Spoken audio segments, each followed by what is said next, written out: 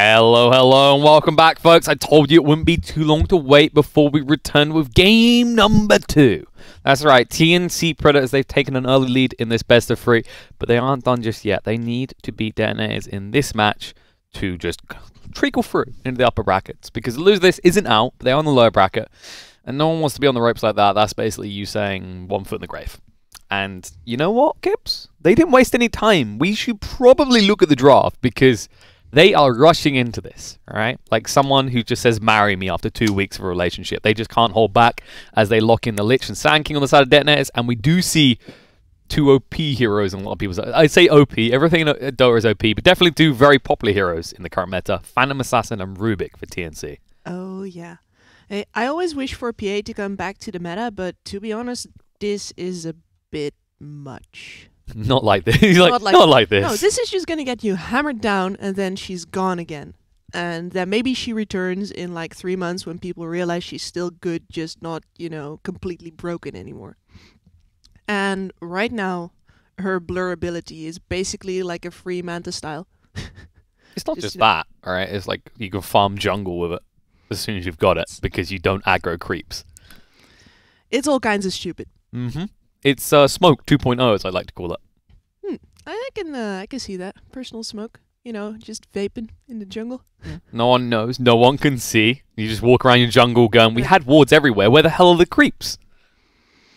Well. Hello, though. Looks like we've got Darkseid coming out. That's the third pick. So, DeToNator right now have a huge team fight lineup. Like, they're saying, okay, TNC have these 2 individual heroes right now. They can pick off with this, they can farm with this, but they said we were losing in the fights. We are not going to lose the fights anymore, no sir. Because we've seen Sam H hitting a couple of pretty good epicenters actually. And if you have any more team fight on top of that, maybe you can actually do something. And they just go all out. They have a Lich now, they have a Darkseer now. I figured it out. There's gonna be some slaughter. I think you're right on these epicenters. Sam H on point, but you know what kept happening? His whole team was dead around it. Yeah. So what we're saying here is Sam H has gone, just give me the Iron Shell, give me the Frost Shield. If you're dead, I'll still carry you. It's all good, right? My epicenter plus the extra damage, I'll wipe the entire enemy team. So he's just gonna 5v1 his old team, is what you're saying? One-man army says, what up? Why you kicking me? Die. I could sit. I can always get behind a good revenge story, and here is the team fight answer, I'd say. It's definitely an interesting one. I've seen 1 or 2 teams prioritize this again at the moment, but most teams like are still avoiding this here. Yeah. In this case, because of the Darkseer, you know, surge out, glimpse back in. Very classic way of making sure that you can deal with him one-on-one. And then later, of course, you add to the team fight, which is what I'd like to see, honestly, right now. They have enough team fight to deal, but you could go overboard. You could start compensating. On your 3rd pick, you're saying, alright, you know, your team fighting will add a little bit of that as well.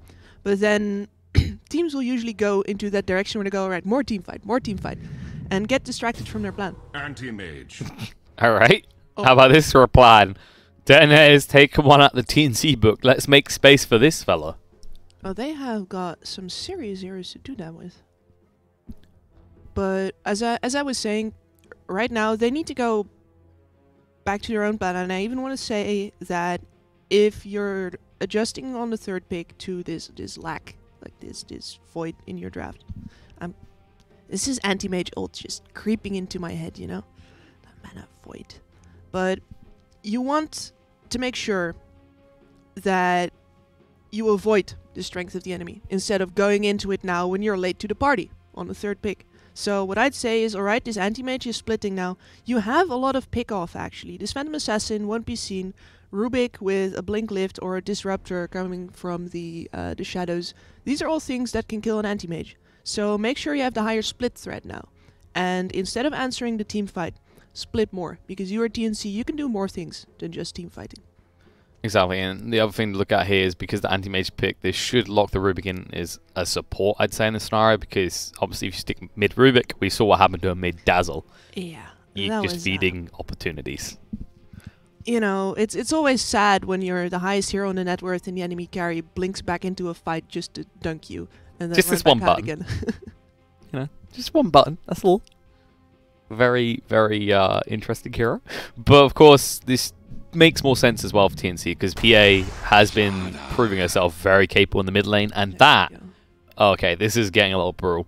Slardar plus PA. This means very quick Roche already available for TNC. Although, in fairness, DeToNators do have a lot of means to interrupt an attempt on Roche. Yeah. It's going to be all about where are the lanes. So, lanes in TNC's favor mean everything is scary for DeToNator. They can get jumped on by any of these heroes and die before the backup can come in. Or they could be doing Roche, or they could just be peacefully farming jungle. You don't know. But if DeToNator managed to, and this is one of those things that you can see where the difference between the pro teams and the mid-tier pro teams lies, is how much are they willing to risk their own lives in order to get those lanes out. Because with a Sand King, you can. With an anti-mage, you can. But how far are they going to push it? Because someone's going to need to die from time to time to make sure that the entire team doesn't get picked apart by this TNC lineup. You can either die with some people sometimes, or you can die with everybody all the time. I mean, that's the thing. They put themselves in a scenario with DeToNator. It's probably going to have to pick something else that gives a lot of team fight right now because, as I said, TNC have this pick-off potential. The difference between this PA versus anti-mage is Phantom Assassin from a very early point is going to go, I can go fight. Who wants to come with me? Whereas anti-mage is going to go, I can go farm. Don't come with me. Yeah. Go somewhere else. Shoo. Be gone. You're taking my XP. Exactly. So, TNC, I wanted them to pick a tanky frontliner to round out their lineup before the last pick. I don't know if you've ever heard anyone else talk about this, but you don't want to be in a situation where you have something left to do with your last pick. Like, we still need stuns, or we still need tower push, or whatever. They could use some tower push, but honestly, they have their disables. They very clearly show what they want to be going for. I think they have the right lineup to do it with, so they're pretty free to pick this last hero right now and sit back and be like, alright, DeToNator, what you got? No, that's a fair way to look at it, is right now TNC do lack tower push more than anything. Surprised they're banning the Spider, because Slardar is the single best Broodmother counter in the game. Yeah, he's definitely one of the best ones with the Slivering Crushes being physical damage. I've seen it ran a few times, but it's usually in the back of people's mind. Alright. Now that gives you... Getting the Gavi Huskar. Yeah, that's a lot of mid-game aggression, actually. People always forget that Huskar's another hero that benefits a lot from the Corrosive Haze, because yes, Burning Spears does a decent amount of your damage, but it's still the rapid attack speed adding up. This makes it incredibly scary. Now, DeToNators, they might take a little bit of time to reflect on this, but they've used most of their reserve time. So they need something that counters this out decently. We have seen the Auto Devourer from time to time, but with the changes to both of these heroes, it's a more even matchup than it used to be. You can go heavy on physical, of course, or magical now due to the fact that Huskar no longer gets that magical resistance, but Triple Bracer still makes him pretty impervious to magic damage. I'd honestly like to see something really boring here. Like, okay. Alright, there you go. There's the magic damage. Yeah. Decent means to do him. Also, a predictable move that Huskar's going to try and make is a life break, and because your stun is delayed, you can usually hit him with the Light Strike Ray afterwards. So, interesting. I feel like I'm looking at this right now, and the biggest question I've got in my mind is Lina going to go for this Rush Ags that we've seen coming out a lot more? Because you don't necessarily need it anymore with the changes to Huskar.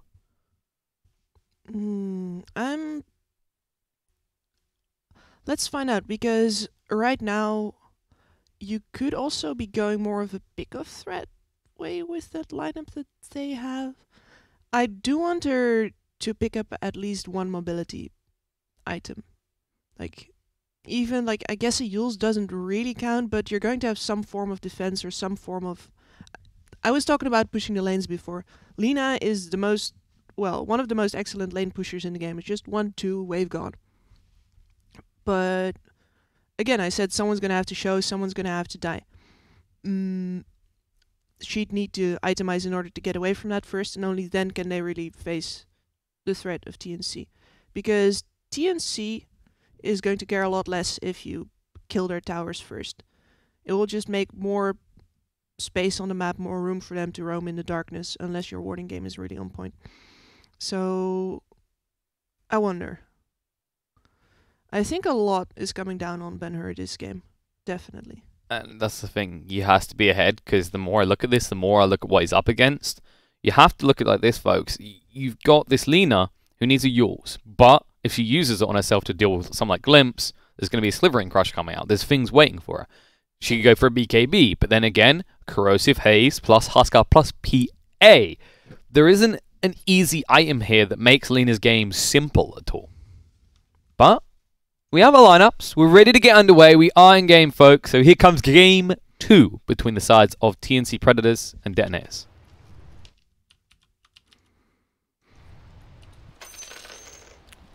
It looks like they will be having the Huskar as anticipated up against this Lina. Now, of course, this new Huskar is a pesky threat. With the change of this hero now having the life break, the inbuilt disarm that comes from that, can screw over Lina's kill potential here. And just smiling at these two tipping each other, Sam H and Tims. They already did it just the previous game as well. These two clearly, the old off-lane duo, still really appreciates each other. Oh. Armel, that's not your old friendship. You don't get to do that. Sam H's question was like, outrage? I am loyal. Boss, please. I ain't that kind of player. You're interrupting this intimate moment with my former lane partner. Get your own former lane partner. So, interesting choice here, by the way, to run the PA on the offlane immediately with an... Are they going to try lane this? This is a different way of going here. PA usually wants to accelerate towards level 12 pretty quickly for the level 2 coup de grace.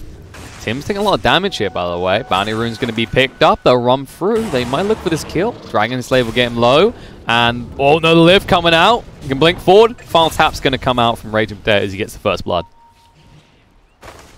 Yeah, he can't do anything. A couple of hits in return, but nothing major. Yeah, he's happy with that. PA has kind of got our work cut out if this is a try, I think. I mean, you do have the advantage of a Rubik, which with the Fade Bolt would make things easy, but now that you know you leveled the lift level 1, they'll get right up in your face. None of these heroes are amazing try lane heroes. I mean, on neither side, to be fair. But all of them want experience. The Disruptor especially, but also the Rubik, they're both very sensitive to just not getting any experience at all. And with the laning changes, so gold instead of EXP, winning a lane doesn't actually help you get that much experience. You gotta kill. And they're looking for kills right now. Fly solo drag back, gonna get low. The Thunder Strike should bring him down. The final tap out from Ninja Boogie, and Tim's taking a lot of damage. Raging Potato, yeah, still with the blink. Tim's, he knows how this story ends. He's been there before.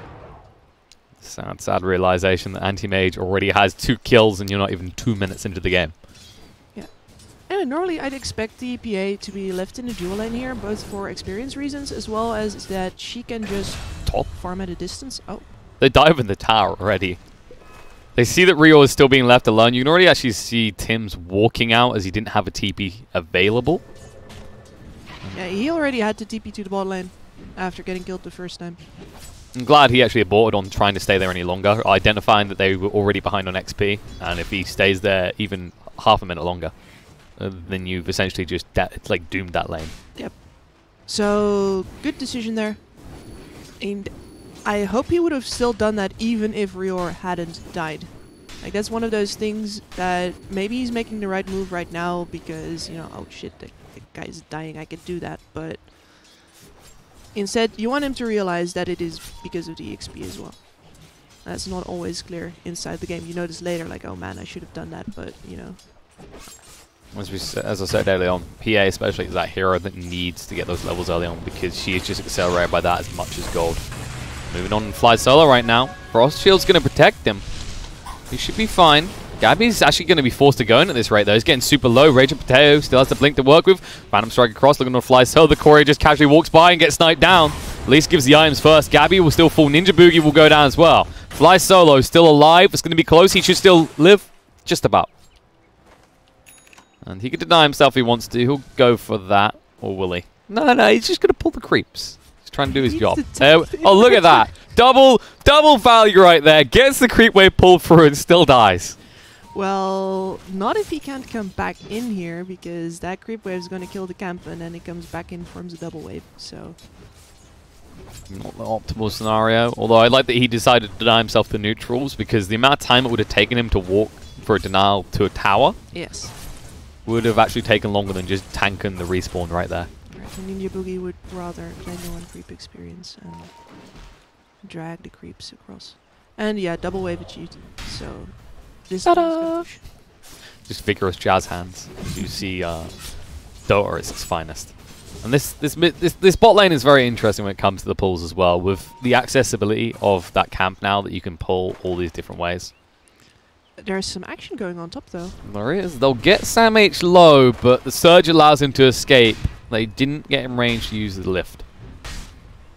Yes, and we are not doing too hot here on the last hits. Normally you'd really want someone who can, you know, tank up the ion shells and deny against Darks here as well, but there's just no way you're going to get even close to the creep wave when there's also this sand clean. Double threat in that regard. Huskar in the mid lane. That's not even level 6 on Lina. That's what we were waiting to see, but they strike beforehand, and Ninja Boogie with the haste can't do anything about it. Yeah, we didn't even get to there yet. It's just like, oh well, this is another 50-50 lane, right? And he's well, double bracer. But Ben-Hur is really outdoing Armel. Yeah, he's already building a lead. Nice. And, like, this is the thing. That kill happens before 6. The moment he hits 6, it's another opportunity to bring down a Huskar, this hero that wants to be about half HP. Meanwhile, much less than half HP. Sam H will make his escape on low HP. RR has got the Pyro Strike, might have to use it just to escape here. Trying to move through. Rubik has got the Fate Bolt coming off cooldown soon, but they break off a little bit. And they can't pursue any longer. That's sufficient shrine usage. I was about to say, that is such a value shrine right there. And just in time as well. It's then coming off cooldown. It's just the second it comes off cooldown, right back in there. 5 minutes, baby. And speaking of 5 minutes, looking at runes, should be 2 wait, no, 3 for a TNC there. Okay, he's dragging in Gabby. He's out of mana, has got the one, just enough to use the Phantom Strike to get away. Ninja Boogie did linger around to make sure that is the case. Now they know what Fly Solo is committed into. A very, very mana-intensive choice here, as he has all 3 skills leveled at level 3. He's got the clarities in the mango to keep him going for a little bit. I still find that funny, you know, Lich carrying around mana regen. You just have to go, what? Oh, that's right. 7.20! Different hero now. You know, I bet if you play a lot of Lich, you would know. Alright. Who plays a lot of Lich? Oh, that's a little bit too close for comfort. Calculated, I swear. Definitely. Surge lasting long enough there. He will survive and regen up enough while he walks back to base. But they are getting a little bit aggressive in return this top lane, and Rion needs that because he is struggling. When it comes to CS, he's the worst off in terms of all the cores right now. Interesting move here. Tim's actually TPs to the shrine on bot that hasn't been used, uses it, then rotates into the bot lane, and they are going for this kill on the DeToNator. They are, but they glimpse back pretty early. Raging Potato trying to move away. Phantom Strike. Big one, though. He'll be fine, be able to move away. Kinetic Field doesn't connect him to Fly Solo. And now RR has arrived here trying to move in the Frost Shield. Can they get close enough? It doesn't look like they'll be able to. Quick disengage. TNC, they are threading the needle there, as if they just got clipped for a second by that Frost Shield, they would have lost someone. Which is a shame, because there was a big investment going into that rotation, and not only does it not pay off, it's actually, it could have been way worse. Still does force Ninja Boogie to miss out on XP, and Disruptor is not a hero that feels great going at mid-game missing out on XP. Of course, 6 does enable him to do things, but you can't really be lane aggressive unless you do start to get an XP advantage, and they are falling behind a little bit in this bot lane. They are falling behind everywhere. This is something that you rarely see and which usually spells doom for teams. They lost all 3 lanes. You're not wrong there. I keep looking back at the mid lane, expecting another kill in this Huskar. But just notice how he barely loses any HP anymore. He's learned his lesson. He is not going to risk it. And the supports in TNC are way more active right Top. now as well. Sam H. Dead. Okay. Rio, he waited and then went in with a bash of the deep. Ninja Boogie was coming in from the side in order to secure that kill, but he just turns around halfway through and is like, well, I'm not needed anymore. I've done my part. The intent is all that matters. Well, it's not just the intent, right? Having a safety valve is... You were talking about you don't want to have a plan B, but you should have a plan B. Well, they just went for the scenario in which the kill was a little less easy. And then it turned out better than expected. Nice. Now you have this Disruptor sitting on mid. And there Not just could Disruptor. have been another opportunity there, but yeah, this is not an opportunity. It might be Tim's is here with Invis room, but now moving in, there's a Bar Strike coming out, the lift's going to be there, the Gaze Dragon and Armel, the Light Strike Array connects in time. They don't want to turn around, Laguna already being used, Armel will be low, the tower, it's so close, they need a final touch, they won't be able to find it though. RR going to keep chasing through, Bar Strike, disconnect, final tap, Armel, he's just regenerating enough. He's still going to live here. RR gets turned on and Armel brings him down, but Raging Potato with the rotation will find the kill. Now Light Strike Array connects onto 2 here, moving in. Raging Potato, the roaming anti-mage, comes into effect and he'll run down Ninja Boogie as well, make it a triple. Yep. Just to make sure Ben-Hur cannot take it away from him, even committing the Mana Void. I'm really surprised they're not pinging each other there. He's like, come on, man, I need something. I'm still recovering here. And Animage's like, no, Battle Fury money. Getting closer. That is not a worthwhile rotation, though, unless Selena gets that absolutely beautiful 2-man stun uphill, which she does. You know, then it's all good. But, whew. Intended, I'm sure. Well, take the risk. Sam H taking some risks himself here. He's out of mana. He has got the stick. They're going to move in. They bait him in, and they find the kill on Rio. Raging Potato was just waiting in the tree line the whole while. Why farm creeps when you can farm heroes? Well, he farmed his way through the jungle, so not even inefficiency there.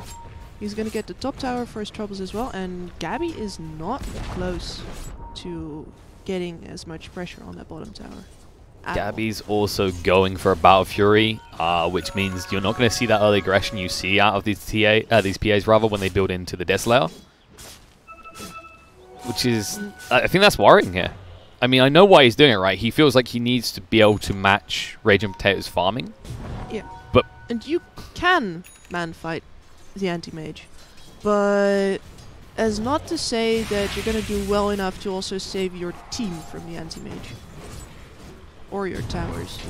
Speaking of anti-mage, Tim's, they're moving in, the Centaur Stomp's going to be there, and Rubik is very much dead. Move away in time from Rio. We'll stun up the Centaur. Vengeance will be had upon this creep. Well, I don't think so. See you later. It's a fast little pony. You know, I'm pretty sure that'd be a sure bet at the races. It didn't get first place, so we're going to take it out back, load the shotgun. Yep, that one's right to the blue factory. See you later, Lucky Stripes. Fly solo in the bot lane. He's going to tank up a lot here, Gabby. Looking to move across. We'll find the final tap. And RR just going to body block him here, just toying with him as he Phantom Strikes away.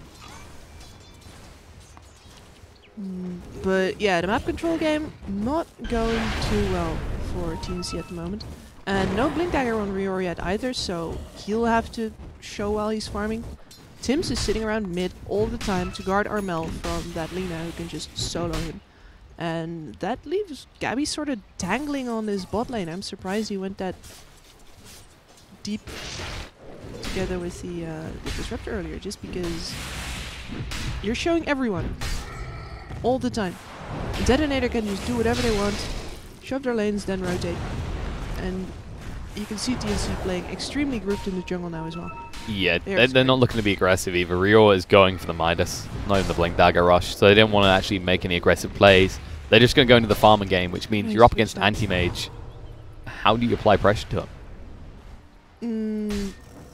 You don't, and you assume that you're going to be able to push out the other lanes as much as that he pushes yours in, which is going to be hard. Asks a lot of the PA. That's kind of the catch, especially if she's gone for that farmer build looking to match him. Not doing terribly in that regard. Only 1,000 gold behind the anti-mage that has got 7 kills and 2 assists to his name. 7 kills. Just reflect on that for a second. An anti-mage. Gonna sit here and be. This is not usually what anti-mages are able to achieve in the early game. He has got his Battle Fury now at 12.5 minutes. Yeah, excellent timing. Can't ask for much more than that, and especially knowing that when you go into the mid-game, you can continue to farm, and then Ben-Hur can kind of cover you in that transition, as he has got his Yules already on this Lina. Did forgo picking up any upgraded boots to make sure she got there. In fact, you might even see her look towards something like boots of travel to just get active around the map more.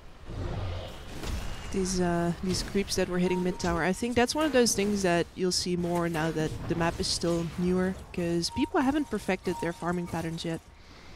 The anti-mage would have already been there, or some support would have already been there to, you know, soak up that wave of EXP and gold, but nobody was, because anti-mage was still one creep camp away. Those are the kind of little things that you'll see after the patches. Just a little bit of recalibration, getting used to it, and now a smoke movement. Top. They are moving right in. Rio's been seen. Yules is going to be revealed and come out. Light Strike Array is there. Slardar has no easy escape from this as the Bar Strike connects, and he goes to his grave. Yeah, so Tim's going to nuke the wave here, and then move away as fast as possible because they are coming for him and his tower. Very fast indeed. They were getting ready. They're wrapping around Lich. When a Lich is this deep on his own, he will get spotted putting down that ward. But when he goes like that, you know he's got a team backing him because that is very confident. They can glimpse back whenever they want to. Chain Frost bouncing out. Ninja Boogie moves away. Armel will move in to finish off the kill. Yeah, Rest of them retreat. Lich on his own was maybe not the best idea. I mean, it started off okay, but lingering around maybe not so good. Well, I think that would be on his team more than anything else. His team wants the Visionary. He's probably said that he's going to put it there. Then you cover him. And if the Huskar goes on him, good, you need to be in position to go on that Huskar. If you do it right, you're getting a freebie there. I think they were worried about this choke point right here because you move in there, you know the Disruptor has hit 6. That's just a static storm waiting to happen. You can actually see they were refusing to even approach the ramp together. So they were going out too late. Like, you should leave the Sand King behind probably then. He can get out another way. And not your Lich. Like, your Lich is fish food. I mean, he put the ward pretty deep. He should have been spotted. It hasn't been deep. There we go. They did do water now. Yeah, I was about to say. It wasn't going to take too long. They already knew where it was at because you look at TNC's vision. It's been fully defensive focused, which has been supported by the way that they're building their items. The Battle Fury, the Midas. They're looking to late game, early, get early mid. Screw that transition. We'll just win later on. We're 1 game up. There's no rush. Or no in the mid lane. They're content with taking the tower. I really enjoy how Sam H is playing this Darkseer. I've not seen him play it for a very long time, but he's always been the SCA Darkseer player for me. You know he just knows how to... What do you say? Because he's such a laid-back guy, a very team-oriented guy, right? And Darkseer doesn't actually have... Like, you're not going to get solo kills on a Darkseer, usually. Very rarely. You never know. Cardi might run them down. It's a possibility, but unlikely. It's all about how do you meet up with your teammates, where do you pressure, how do you enable others, and Sam H is absolutely excellent at that. And at the same time, with the Helm Dominator build, you're able to be aggressive yourself and really contribute something other than a vacuum on a big cooldown. I mean, you can have some ponies running around. Start your own little... start your own little farm. Right, you know, you breed the racing horses, you prove them very capable with their surges. Riora has 2 Blink Daggers queued up. To make up for the one that he's not got yet. I presume so, but yeah. Right now is the window for DeToNator to actually make something of this lack of items on TNC. No Blink yet, the Battle Fury is only just online for the PA, and she is going into the Minus Armor next. So she's gonna fight in, let's say... They're fighting top. Laguna comes out. Tim's has been found. Fly solo will be the trade kills. Armel moves in with the life break. Chain Frost still bouncing. Across to the creep camp to minimize damage to Rio. They got very lucky with that bounce there. Definitely could have caused some problems. And I'm just looking at the bot right now because RR is getting ever close to that blink. But at this rate, with the Midas, Rio will probably match his timing. And then both sides have decent initiation coming out. Difference is that RR is their +4 for DeToNator. Absolutely. Gabby, been found here. Mana Void, try to dunk him, won't be enough. Phantom Strike across, use the Shrine. Now looking to turn around, moving in, Real. Sliding on forward with that sprint, glimpse back. They found a target, it's going to be Samh. Drops the wall knowing he's dead already.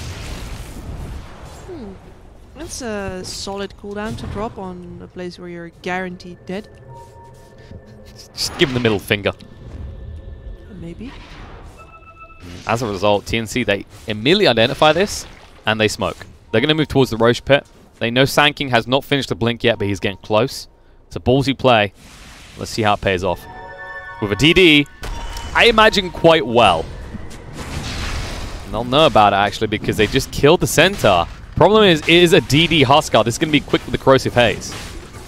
Extremely quick. Chain Frost is still on CD for now, but they do have an Epicenter, Laguna Blade. There you go, done already. So fast. DeToNator is going to be sitting there going, what? We should have had a good 10 seconds more. Nope. Good old DDs, when you don't even know they're there. The best part is as soon as the Roche goes down, you go, there was a double damage outside. Yeah, most definitely. Yeah. You sort of stand there going, well, we're all together now, boys. Let's hold hands. Skip off into the jungle and continue farming, because there's nothing else to do right now. At least Anti-Mage is still top of the net worth and has found Ninja Boogie. We'll drop the Static Storm. He needed one more top, and they won't be able to find Gabby. No, the mana out of the kinetic field allows him to get the kill and get away from Gabby.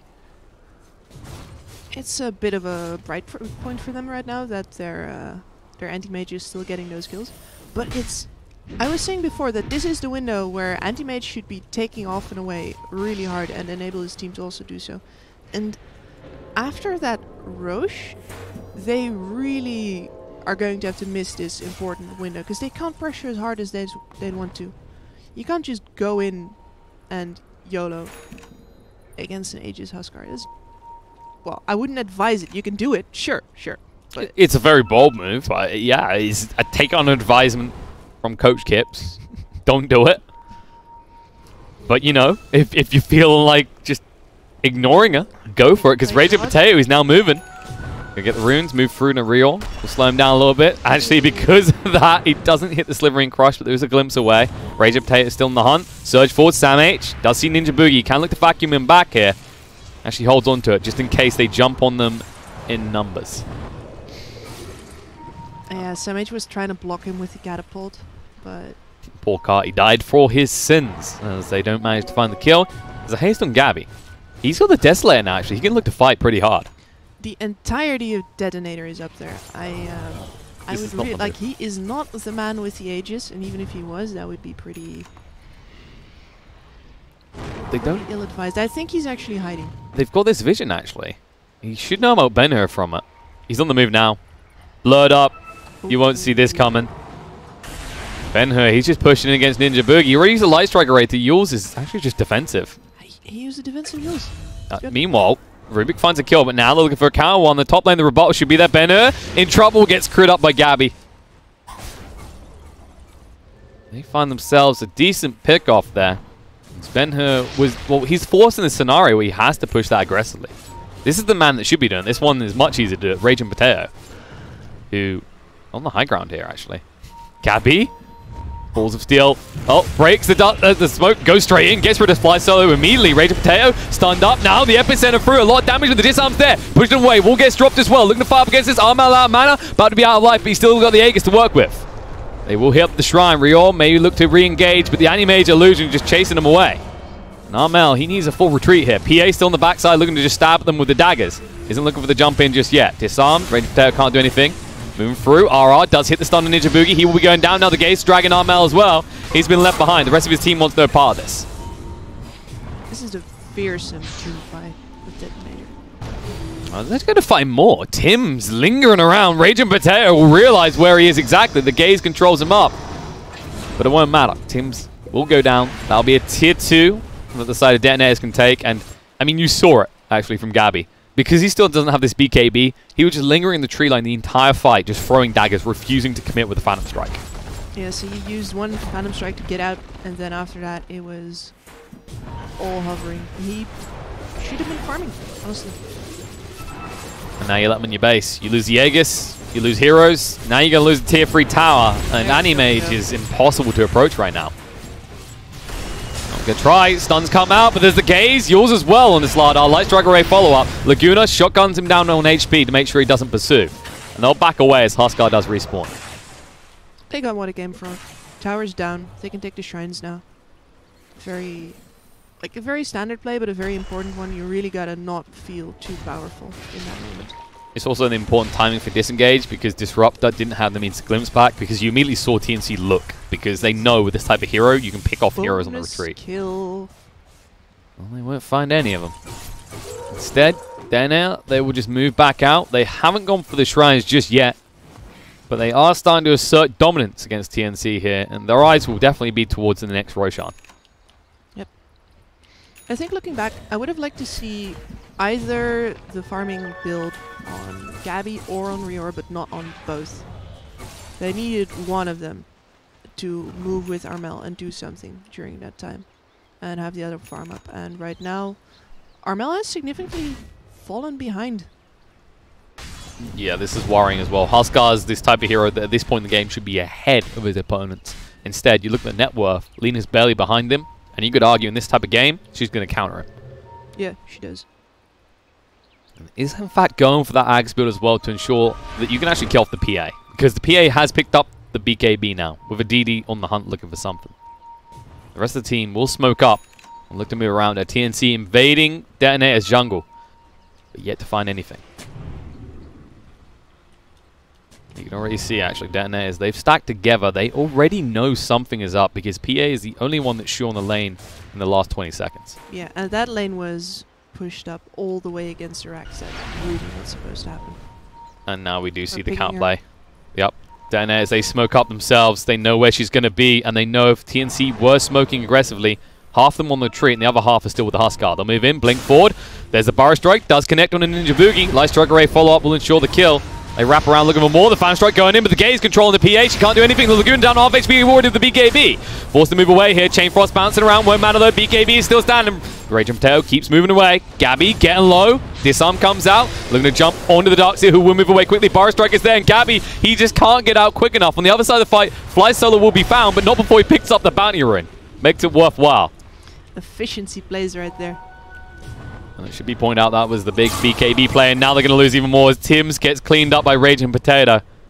He'll take one, another one, and then another one as he keeps cleaning up members of the side of TNC. Yes, that wasn't it at all. I think the moment where a Ninja Boogie gets caught, you just take the loss and move away. You're going to get more fights, for sure. This game is not over by a long shot. You definitely cripple yourself when you keep taking engagements like that because you knew. I mean, I can see what that TNC are coming from, right? They've got people coming in from below. They've got people coming from high. Yeah. They feel like they're going to pincer.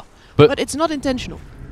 And that's the difference. Like, if you coordinate it like they did in the first game where they say, all right, you go in this way, you go in this way. Instead, he gets caught on his way back. And they're going to find more. Epicenter gets interrupted, though. Armel going to look to go in with a life break, but Sand King hides in the sandstorm.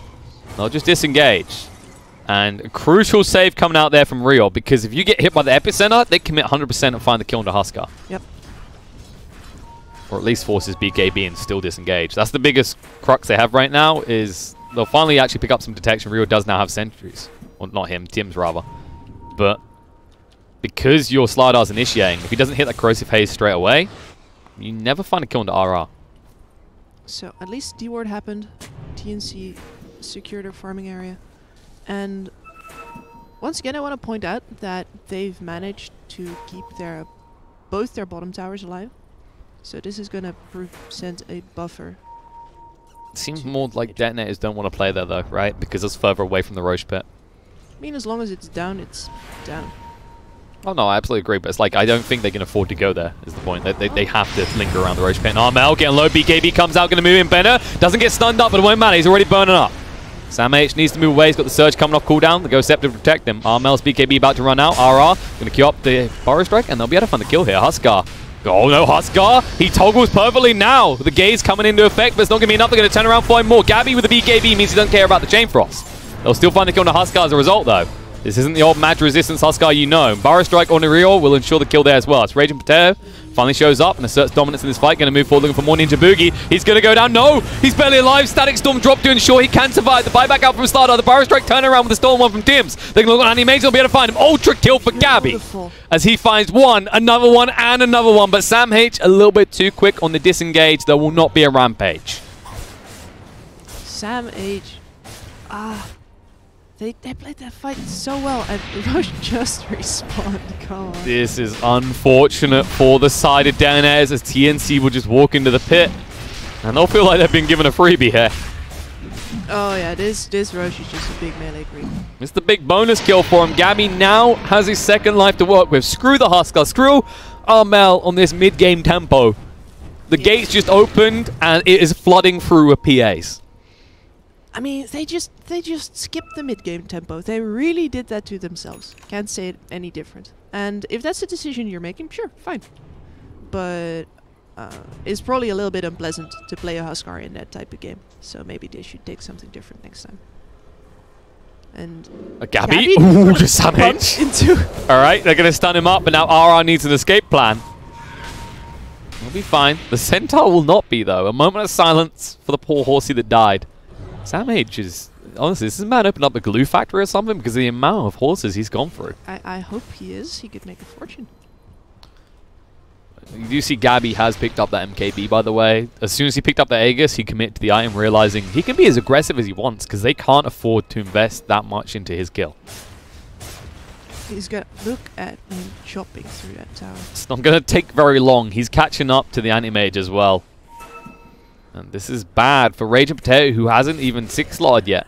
You were hoping he'd be around this point, especially with the opening to this game that he had.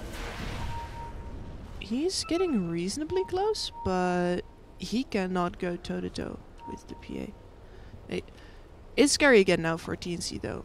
If they want to move into the choke point of the high ground, they're going to have to face this immense amount of AoE damage and stuns and control damage. So they'd really rather just have a pick-off. But they also need to be good because the pick-off threat from the other side is too huge. So, what you gonna do? You gonna throw this PA at the enemy tower? This looks like they're actually going to retract.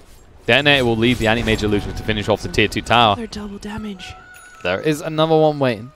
They should discover it at the moment. Once they find it, they're gonna go on the aggressive again. Yeah, this should be the signal.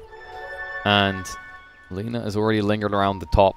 The rest of DeToNators are more or less outside the base or not nearby other than Lich. Oh, their mid lane just evaporated. That should be a slight signaling that something is nearby. Something that you can't see. Would you say something phantom? An assassin in the wind. Well, oh, Ben. Yes, he will use that invis rune to move away. He just wanted to dispel the DD. Nice move from him to ensure there's no aggression on these towers still. Very important. And all the while, Raging Potato, even more important, is still not coming back. He's just keeping pressure elsewhere, which forces Ninja Boogie to be here to make sure the creep wave doesn't do any damage. And the important part for DeToNators is not to show anyone on the low ground. Because you can already see Gabby just waiting for the opportunity to jump. And he'll probably use the BKB straight away just to ensure the opening kill. They knew they had a very brief window there because Raging Potato was hitting the shrine on bottom. So they could see that he was not in the base, and as a result, Ninja Boogie is actually TP'd back to deal with his incoming split push. He's been lingering there the whole while.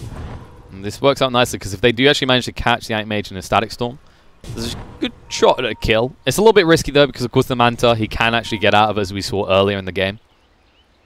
Nice interaction there. There's actually some weird ones. I don't know if you've seen this, but for example, Wind Run can get you out of kinetic field. You keep like moving in like against the wall and then away, and then you like somehow phase through. Working as intended, I'm sure. Wink, wink. Wind Ranger buffs indirectly, folks. I mean, you know, against Disruptor, which is... Poor hero. Doesn't really exist right now. Only a few teams picking him. Well, Ninja Boogie's got, he's got Tranquils and the Glimmer Cape. He is existing a little bit. Like, more so than the poor Lich, who is on brown boots, a bracer, and a buckler. Yeah, but he's also going towards the axe. Once you get that on Disruptor, Anti-Mage is done. No Mantas to get out, no BKB. Yeah. Could be in trouble. Sam H. Oh, there's the big combo. Going to move through the bar strike. BKB from Raging Potato. Laguna down there. Already got the Huskar, and the Aegis is about to be reclaimed.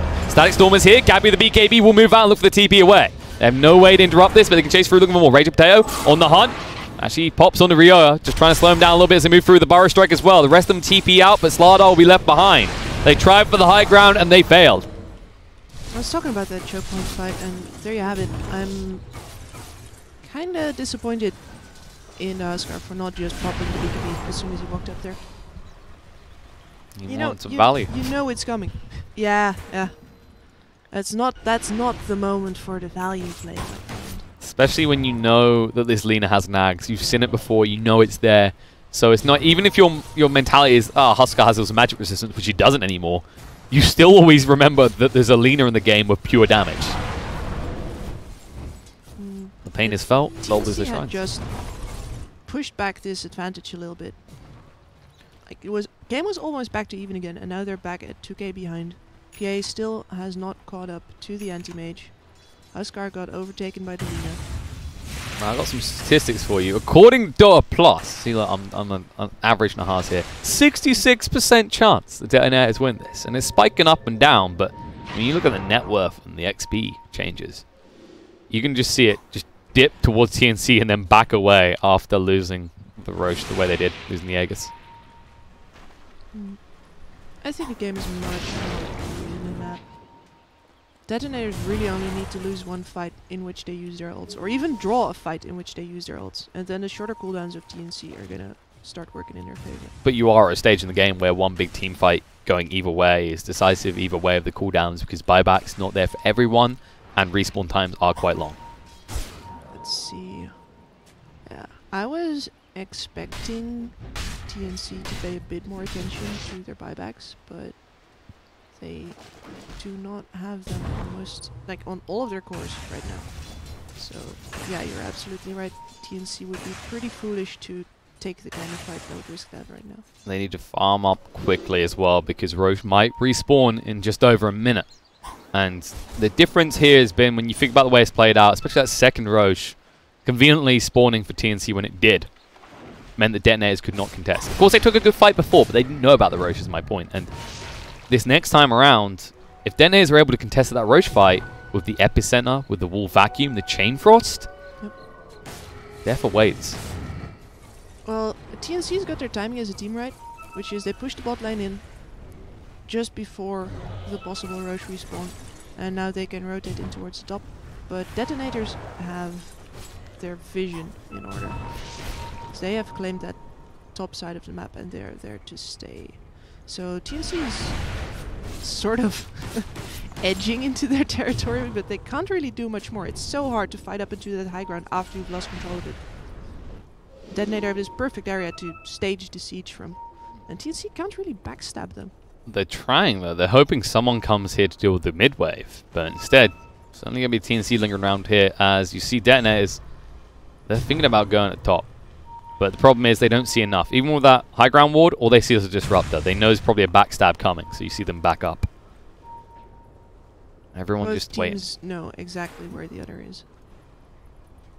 Both teams just frozen, not willing to do anything, and you just look at the buyback now. Everyone is saving. Yep. We are approaching that stage, folks, where one big fight is probably going to occur around this Roche, and it is a quick spawn. It just came back up. Raging Potato is moving back to push out now. And that should be Sam H who'll check the pit. It's actually not. Interesting not to scout that. They're actually all TPing back, but Gabby's out. Oh, they reacted to pressure on the bot lane. They may have just cost them. They haven't even checked Roche. They don't even know it's up. They don't care. They just back away. And TNC, they'll go de-ward their jungle and may look towards the Roche pit now. Folks, don't do that. Don't react to pressure on the bot lane. That, like, the wave was there all the time. The wave was there all the time. They could have reacted all that time, and instead they wait as long as possible until the Roche has spawned. And now look at this. They're moving in. They want to reclaim the grounds again. Gabby's being seen. He can't be reached, though. The gate's going to come out to Huskar, stunned up. He can't actually do anything right now. The BKB from Raging Potato going to get him low. Huskar's gone already. Now Gabby in trouble. He's going to go down. They have to buy back on Huskar, but they've saved it on the PA in the meantime. They know there's no opportunity to engage right now. And that is a costly error. Yes, you get Lich. Yes, you force the buyback on him, but you lose Huskar and PA, and you just gave them the keys to the Roche pit. Fly solo checked as soon as he came back. Oh, that's expensive. They were up on the high ground to D-ward. That's the thing. They got the D-ward and they moved back off in order to smoke. And it's cost them a lot because this is the refresher shot as well. And we said about DeToNator and the team fights and how they are limited by these big ultimates, but now you've got a refresher shot to work with, and that's a double Laguna snipe opportunity. Yep. And they didn't even use a Chain Frost in that fight. Well, they saved that as well, which means they will give the refresher shot over to Lina. Epicenter? Oh boy. Fire strike through. Speaking of the man with the epicenter himself, doesn't have to use a Laguna Ninja Boogie. Where you go, and buyback comes out straight away. He knows he can't wait. Rubik pushing the bot lane, trying to force them back, but DeToNators know what they can do here. They're going to move straight in. They will apply a lot of pressure. Buyback comes out from the PA after they use the glimpse to get him away. They're all back in their base. Really didn't want to have to do that. Forced to. And this is worrying because you look at it now, DeToNators could just wait until Laguna's off cooldown and instantly kill PA. Moving in, vacuum, the Burrow Strike set up big now! Chain Frost coming through, BKB activate, gonna move across Huskar, Luna back with Lina. Gonna protect herself. Has to use a refresher shot, what's the matter though, gets bashed up. Yule's coming out once more, needs an opportunity, he won't find it now, Animage arriving. Mana Rio also out of life, will go down, force stuff away, Armel trying to escape, but they're moving forward. Disarm to push them away. Buyback comes out from Slada. All of a sudden, Anti-Mage will just retract and move away. They did lose the Lina in that. But the Disrupted died as well as the Slada on the side of TNC. Lift on the Anti-Mage. Still has the Aegis though. They just don't want to fight into that. He'll go back to hitting the base. He'll force them to. Oh, see? Oh, moving in. There's the Epicenter Power Strike. Can they move in? No. He's actually holding on to it. He didn't even use the Epicenter. Moving on the side. Anti-Mage's going to get low. They still don't pop that Aegis just yet. They'll get rid of Fly Solo. Trying to surround him, get rid of his friends before bringing him down. Gabby going to get low though. These Illusions doing a lot of damage right now. Aegis reclaimed, but Raging Potato full HP. He'll just back away.